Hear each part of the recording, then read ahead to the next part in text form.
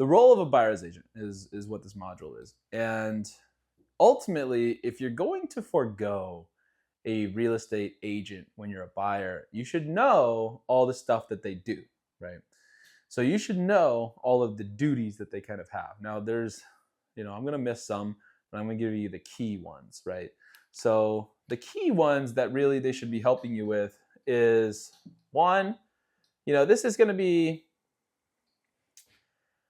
I should even back it up a little further because they should consult with you, right? They should know, hey, Jim and Carrie, that's funny, Jim Carrey. What are you guys looking for in a house? What do you have going on? Like they need to know if you got kids, like whatever your goals are with buying a house, right? What do you need in a house? So that's a big consulting thing.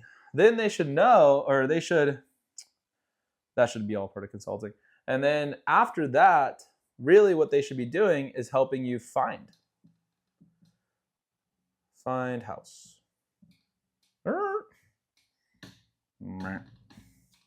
Find the house, okay? They should be helping you search for that property. Now, a lot of the time what's going to happen is this brown? No, it's black. So I get distracted. So they should be helping you find the house.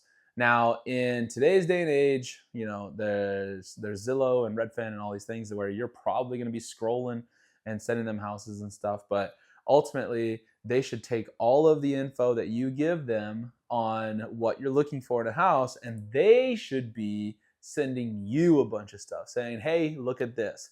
And when you say yes or no to it, to touring, then they should take note of that and say, okay, they don't want a pool because they hate maintenance, right? So stop sending them houses with pools. Cool. They can set you up on like an MLS trip too. So, it'll feed you houses every morning that match your criteria. So ultimately, they should be helping you find a house, right? And then thirdly, tours, right? You should be able to see these houses. Now, in a hot market, what will happen is a lot of agents will say, hey, offer deadline buy, blah, blah, blah, right? And ultimately what they're trying to do is pressure you into making an offer, sometimes without even seeing the house. And that's super sketch. Should never do that because you're just wasting everybody's time if you tour it and you don't like it. But buyer's agents should be helping you first find your house, but then once you find it and you say, hey, yeah, I really like this, I'd like to go see it, they'll set up a tour. They'll be able to walk you through that house and kind of, put eyes on it, I guess, essentially. Then after that, we'll just kind of go over here, but after they know what you want, they've helped you find it, and you've now walked it, and you said, oh my God, I love it. We can't live without it. Cool. Let's make a offer. Bum, ba, da, bum. Everybody's favorite part. So you get an offer in, right? And there may be some back and forth, but nicely, what is going to happen, this is the biggest ticket item, this is where a lot of agents fail. A lot of agents are not good at number 5, right? But if you have a good one, you're going to land your dream house. I'll tell you this. If they're a good agent, they know how to negotiate, right? So negotiating is probably one of the most undervalued skills inside of real estate in general. And a lot of agents think that knowing the process is the key, but really negotiation is what you want your buyer's agent to be good at. Because a good buyer's agent who can negotiate a deal for you, not just on purchase price, right? That's the easy go-to lever to pull. There are 100 million levers, I shouldn't say that, there's probably 20, 30 levers that you can pull to negotiate a transaction. That probably are 100 million, actually, now that I think about it, because I could negotiate to keep the boat that's in the garage, right? Like there's a million things that you could do. But anyways, if they negotiate on your behalf really well, then that will allow your offer to stand out, right? They should understand, be able to talk to an agent. And I don't know if I really need to point this out, but negotiating, but also rapport, right? So here's a key thing is like, your agent should have a good reputation in the community, because if you have an agent who is known for, lowballing or, just being a slime ball in the community as an agent and taking advantage of people or something like that, then you're not going to do well in your home search. So ultimately, you want them to be able to build rapport with another agent, to be able to talk to them, to negotiate, to kind of befriend, the other agent, so that your offer looks really good and you look like a really good buyer and they feel confident in that, right? So negotiate, build rapport. And then I would say that number 6 is kind of like the last piece of it, but really they need to be able to guide you, right, through the process. And a lot of the times, if you ask your agent for, what you want to be able to do, I should keep on this track of what you want to be able to do, is to ask your agent for, hey, I need an inspector, right? Do you have one? They'll go get you one. I need a roof inspector, whatever. I need a mortgage broker in the very beginning before you even start buying the house.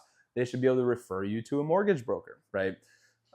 They should be able to guide you along the process. Anytime there's a question, anytime there's a contact needed, anytime there's a concern, any of that, they should be able to sit down with you, take the time to sit down with you, not rush you through anything. They should be able to sit down with you, help you understand whatever it is, or get you the resource that you need, and help you keep moving through the process confidently. That's kind of the biggest piece there. And then number 7, I'll put kind of like the last one, I guess. 7 is going to be close. Boom. So you should be able to close that deal, right? So your agent should be, and closing is not necessarily it could be tied into negotiating.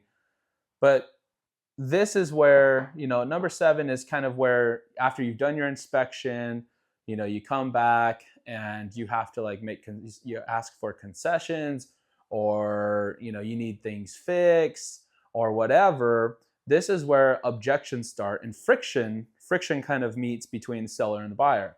And so your agent needs to be able to close this deal. They need to be able to handle the friction that's generated from you asking for things that you need and get you whatever you need, or meet in the middle, whatever it is, but help you get what you need in order to close this deal. And paperwork and all that's easy. Paperwork, you're signing, right? So these are kind of the key roles. I know that there's a lot more that agents do as far as, the tedious day-to-day stuff, but these are kind of, I would say, the main things that a buyer's agent is going to do. I should add number 8, which is post-close. Post-close, right? So a great agent should follow up with this. Did you see that? Boom, post-close. So a great agent should follow up with you after you've already closed on your house. Hey, you need anything? Did everything go well with the move-in, right? Because if you need resources, or it's a new community or anything like that, and your agent knows the community, then they should be able to, again, provide you those resources, right? That's their job. I guess technically it's not. It's to help facilitate the transaction. But after the close is really where you kind of need a lot more stuff, right? And so having a good agent at your back is a lot of the time invaluable, to be honest, because their post-close handling, or their handling of post-transaction, is kind of telling of how good of an agent you have, right? Because if they're giving you, resources, or they're telling you, oh, go check this out in the neighborhood, or, whatever, then you had a really good agent. So those are kind of the key roles of a buyer's agent. Beyond that, there's a lot more, like I said, but I just wanted to make sure that this module covers, hey, what you're going to be doing is really all these, right? If you forego the buyer's agent, you're going to have to do these key 8 things, right? All on your own. And the next module will be telling you that this looks intimidating because you probably don't know a lot about it, but it's actually very easy. And that's why I'm creating this entire course. So we'll jump into it.